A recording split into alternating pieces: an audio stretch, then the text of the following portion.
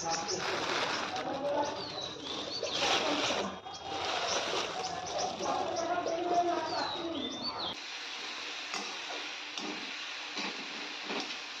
একটু হবে, তো কুমড়োটা সিদ্ধ করে নিতে।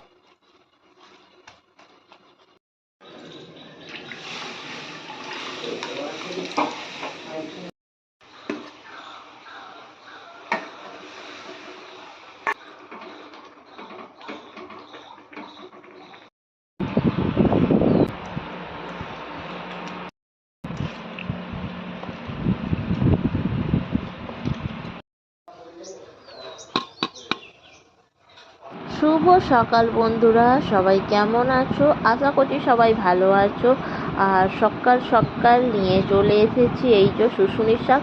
তো আমরা তো এগুলোকে শুশুনির শাক বলি, তো তোমরা কে কী বলো একটু কমেন্টে জানিও। আর আজকে বানানো হবে শুশুনির শাক ভাজা। দেখতেই পাচ্ছ কালকে আনা হয়েছিল শুশুনির শাক। আর শুশুনি গরম তো শুশুনির শাকটা একটু হালকা লাল লাল টাইপের হয়ে গিয়েছিল। তো শুশুনির শাকটা দেখো চলে এসেছি রান্নাঘরে। আর আজকে দুপুর খাবার মানে আজকে নিরামিষ। এখানে হয়েছে বিউলির ডালটাকে সিদ্ধ করে রেখে দিয়েছি, এই দেখুন সিদ্ধ করে রাখা আছে। সাথে আজকে হবে আলু চোখা, এই যে আলু সিদ্ধ করা আছে, আলু চোখা। আর এখানে আছে এই যে দেখাচ্ছিলাম শুশুনি শাক ভাজা। আর সাথে আজকে আছে এই যে চপ আর ফুলুরি, তো চপ ফুলুরির ঝাল। তো এই হলো আজকে আমাদের নিরামিষের দুপুরের খাবার।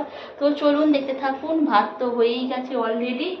আর এখানে হচ্ছে একটু কুমড়ো সিদ্ধ, এই যে কুমড়োটাকে সিদ্ধ করে নিচ্ছি, মাখা হবে। প্রচণ্ড গরম পড়েছে আর ভালো লাগছে তরকারি পাতি খেতে।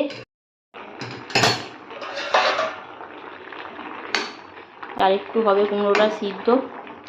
আর কুমড়োটা সিদ্ধ হয়ে গেছে। তো আমি এবার এই যে শুশুনি শাকটা দিয়ে দেবো একটু সিদ্ধ করতে।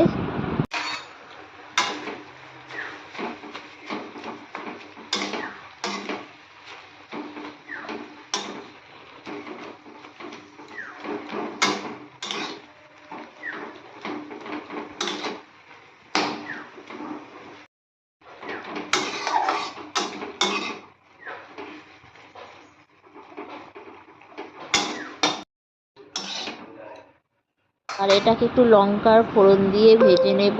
শুনে শাক ভাজা খেতে খুবই ভালো লাগে, তরকারিও খাওয়া হয়। দেখতে পাচ্ছেন কতগুলো শাক ছিল, একদম অল্প হয়ে গেছে যেহেতু পাতা তো।